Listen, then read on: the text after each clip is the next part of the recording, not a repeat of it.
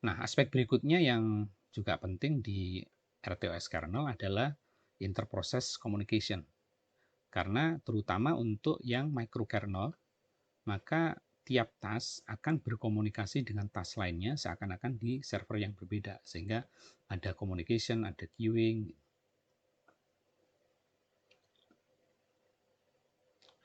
Nah, umumnya task ini nggak berdiri sendiri, karena kepentingannya kan justru karena masing-masing task itu akan menjadi yang saling berkaitan ya. Jadi melakukan tugas yang akan tersinkronkan. Sehingga perlu sinkronisasi, kemudian protection dan sharing resources. Ini contoh dari interprocess communication. Nanti lebih bisa dirasakan ketika kita melakukan lab yang ada di task scheduling.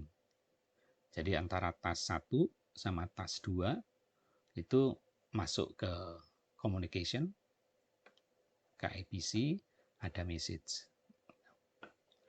Nah, beberapa cara supaya bisa berkomunikasi itu menggunakan semaphore, kemudian message-nya masuk ke queuing, di piping, ada piping, kemudian kalau resource-nya sama, message ini sama, misalnya akses angka yang sama, maka dia akan punya kemampuan task 1, task 2 itu share memori, kemudian ada signaling, kemudian slot untuk message, dan juga ada socket. Ini contohnya, jadi ada task 1, disebut aja sebagai pipe, dia akan masuk ke task, masuk ke pipe, kemudian masuk ke task yang lain, atau modelnya seperti ini juga bisa.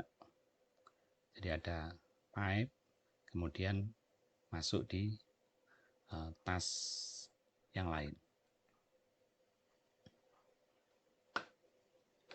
Nah, selain itu yang akan memudahkan ketika kita menggunakan RTOS kernel, maka urusan akses device driver, developer nggak perlu akses langsung ke BSP, tapi cukup akses ke driver yang ada di kernel.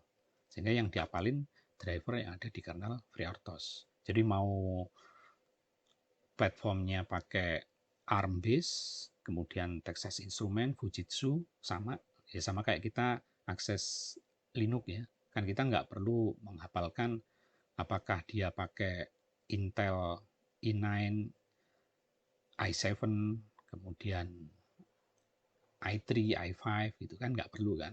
Karena yang kita hafalin cukup OS-nya apa. Kemudian ada juga control, manage, dan configure dari devices, itu cukup dari RTOS kernel. Nah, ini hardware-nya sendiri, tadi ada BSP sama kernel ya.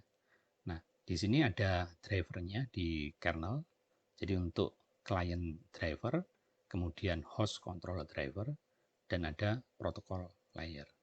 Nah, tergantung si RTOS-nya yang kita gunakan, dia support protokol apa saja.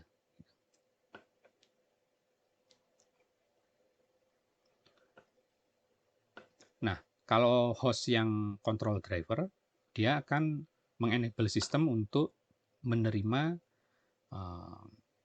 device tertentu ya. Nah, kalau yang client driver berarti device spesifik. Kemudian kalau protokol layer itu sebagai penghubung antara client driver dan host controller driver. Nah, ini ada beberapa expectation ketika kita menggunakan RTOS. Itu biasanya kan lebih digunakan atau diutamakan untuk sistem yang real time ya, karena dia support deadline driven, kemudian dia bekerja di resource yang terbatas, scarcity, kemudian ya mungkin untuk aplikasi yang banyak input-output interface-nya, misalnya touch panel, push button, LED, dan sebagainya. Kemudian kita juga mengharapkan file safe dan robust. Jadi kalau gagal, ya biasanya masih safe untuk environment, untuk sistem. Dan availability-nya dijaga supaya tinggi. Nah, ini beberapa contoh arsitektur dari RTOS. Jadi ada user thread, device driver thread, kemudian ini ada IPC, timer, interrupt, kernel, synchronization, kemudian communication protocol, kemudian proses scheduling, memory management protection, dan sebagainya. Ini dari luar ada sensor, aktuator, kemudian ada network. Nah, berikutnya kita akan membahas mengenai RTOS di SoC Zinc 7000 yang akan lebih di dalamin lagi ketika kita melakukan hands-on lab. Mengimplementasikan FreeRTOS di Zinc 7000 itu sama dengan proses ketika kita mengimplementasikan bare metal OS atau standalone. Jadi ketika kita membuka SDK, itu ada pilihan OS-nya mau standalone, mau FreeRTOS, atau mau Linux. Nah, karena kita nanti akan menggunakan FreeRTOS, maka yang kita pilih yang FreeRTOS. Nah, bedanya ketika kita menggunakan FreeRTOS maupun yang standalone selain pilihan ini, itu adalah komen Vitas Start Scheduler. Jadi, di awal kita harus mendefinisikan fungsi ini. Kalau tanpa ini, jalannya non-RTOS, non-FreeRTOS. Tapi begitu kita Vitas Start Scheduler ini di initiate, maka otomatis kita masuk ke FreeRTOS mode. Ya, rekomendasinya untuk nyoba-nyoba kita menggunakan FreeRTOS Hello World.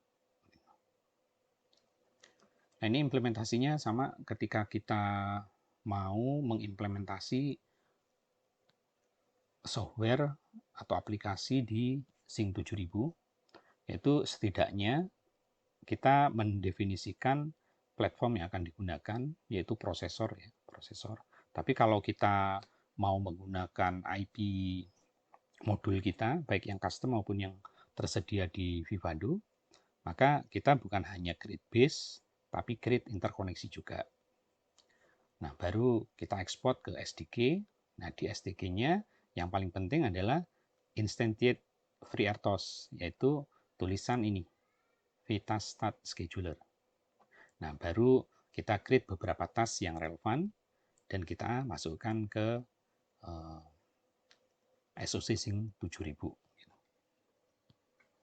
Nah, ini ada beberapa referensi yang menjadi referensi dari tulisan paparan ini, yaitu dari FreeRTOS.org, kemudian D-Ceiling, kemudian buku Zinc Book 7000, kemudian training material dari Intel Info, kemudian dari MIT Edu, dan CS Berkeley Edu. Nah, itu saja kuliah kita hari ini. Terima kasih, semoga bermanfaat.